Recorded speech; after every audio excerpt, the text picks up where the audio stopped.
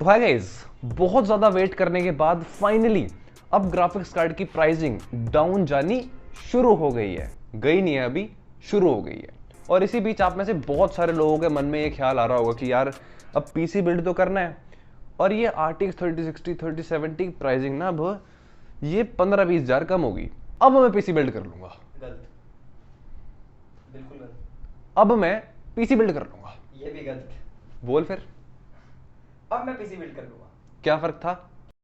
कि दूसरे बंदे यहां पर ये सोच रहे होंगे कि अब यहां पर जबकि प्राइसिंग कम हो ही रही है तो क्यों ना मैं थोड़ा सा वेट और कर लूं, क्योंकि सब्र का फल मीठा भी होता है। पर यह बात याद रखना कि लालच बुरी बला भी है। तो इस वीडियो में सबसे पहले मैं आप लोगों को बताऊंगा रीजंस कि ये प्राइसिंग क्यों कम हो रही है। फिर हम लोग यहाँ पर प्राइस डिफरेंस के बारे में बात करेंगे कि 2021 में क्या प्राइस था और 2022 में कितने हद तक कम हुआ है। तो ये सारी चीजें देखने के बाद एंड में आप अपने आप ही कंक्लूजन पे उतर आओगे कि ठीक है अब मैं कुछ तो कर लूंगा। तो सबसे पहला रीजन यहाँ पर ये है कि अमेरिका ने चाइना का 25% टैरिफ माफ कर दिया। सिंपल भाषा में आप ऐसे समझ सकते हो कि चाइना से ऐसे ऐसे करता हुआ बढ़िया ग्राफिक्स कार्ड अमेरिका पहुंचता है तो उस पर पहले 25% की टैरिफ लगती थी। टैरिफ मतलब एक टैक्स होता है, वो लगता था। इंपोर्ट टैक्स आप लोग मान सकते हो या इंपोर्ट ड्यूटी भी आप लोग मान सकते हो। अब वो 25% का टैरिफ नहीं लगेगा, जिससे 25% ग्राफिक्स कार्ड की प्राइसिंग ऐसे बिल्कुल इमीडिएटली खत्म होगी। और सोने पे सुहागा करने के लिए सेकेंड पॉइंट यहां पर हमारे पास आता है कि लॉकडाउन वगैरह सब खुल गया और जो फैक्ट्रीज वगैरह है वो शुरू होगी। फैक्ट्री शुरू होगी, प्रोडक्शन भी शुरू होगी और उसी के साथ साथ इन्वेस्टर्स भी आ गए, क्योंकि जीडीपी भी बढ़नी शुरू हो गई थी ऑलमोस्ट सारी कंट्रीज की। बस आसान भाषा में इतना समझ लो कि प्रोडक्शन होनी भगवान की कृपा से शुरू हो गई और अभी अच्छी खासी प्रोडक्शन हो रही है। बट अभी भी यहाँ पर एक दिक्कत है कि ग्राफिक्स कार्ड बनाने में जो रॉ मटेरियल्स रखते हैं वो अभी भी बहुत ज्यादा महंगे मिल रहे हैं। और इस प्रॉब्लम को सॉल्व करने के लिए नई फैक्ट्री सेटअप करी जा रही हैं और होपफुली जब से रॉ मटेरियल सस्ता होना शुरू हो गया हम लोगों को MSRP पर ग्राफिक्स कार्ड मिलने शुरू हो जाएंगे। ये तो बात आप लोगों लिख के ले लो। तो ये थी बात सारी प्रोडक्शन से रिलेटेड। ठीक है, प्रोडक्शन ज़्यादा हो रही है बट रॉ मटेरियल थोड़े से महंगे मिल रहे हैं, इसलिए अभी भी ज़्यादा रेट में फ़र्क आएगा। इतना नहीं आएगा लेकिन कि MSRP पे ही हम लोगों को मिलने शुरू हो जाए। तीसरा यहाँ पर रीज़न था क्रिप्टो क्रैश।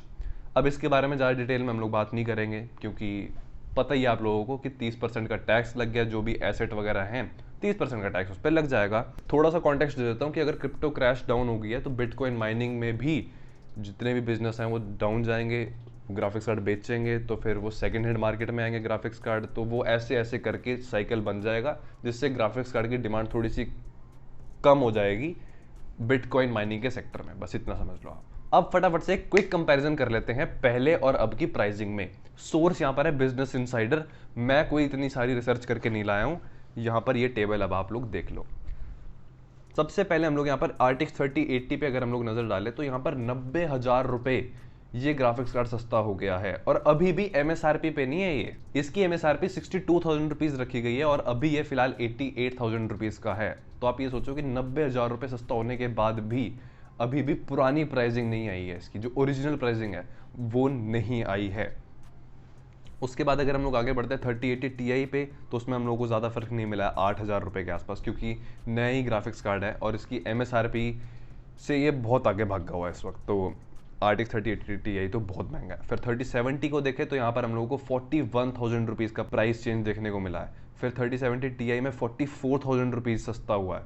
3060 38,000 रुपीज़ सस्ता हुआ है और 3060 Ti 26,000 रुपये के आसपास प्राइस ड्रॉप हुआ है। प्राइस डिफरेंस को देखें तो प्राइस डिफरेंस बहुत ही ज़्यादा है, बट अभी भी ऑनलाइन अगर हम Amazon फ्लिपकार्ट पे देखते हैं प्राइसेस तो उतने ज़्यादा अच्छे नहीं हुए हैं।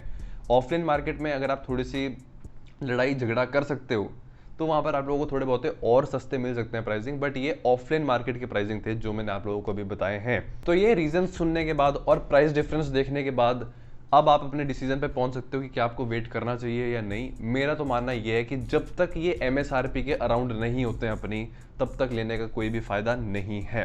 प्लस यहाँ पर एक एक्स्ट्रा क्वेश्चन भी मैं पिक कर रहता हूँ कि लैपटॉप अभी हम लोगों को ले लेना चाहिए क्या? गेमिंग लैपटॉप अभी आ रहे हैं बढ़िया मस्त इंटेल 12 जनरेशन के साथ और प्राइसिंग भी ठीक ठाक है, तो क्या उसके साथ मुझे जाना चाहिए, पीसी बिल्ड करना चाहिए? तो ऑब्वियसली वेट कर सकते हो ना। तो MSRP पे जब ग्राफिक्स कार्ड मिलने शुरू हो गया, MSRP से 5-6 हज़ार रुपये आगे भी आप लोगों को मिल रहे हैं, तब भी कोई दिक्कत नहीं है। तो यहाँ पर PC जो है वो ईजिली लैपटॉप को हरा देगा, इसमें कोई भी शक की बात नहीं है। तो बस यार इस वीडियो के लिए इतने रखते हैं। वीडियो देखना मजा आया तो कर देना, वीडियो को लाइक कर ही दो फिर इसी बात पे।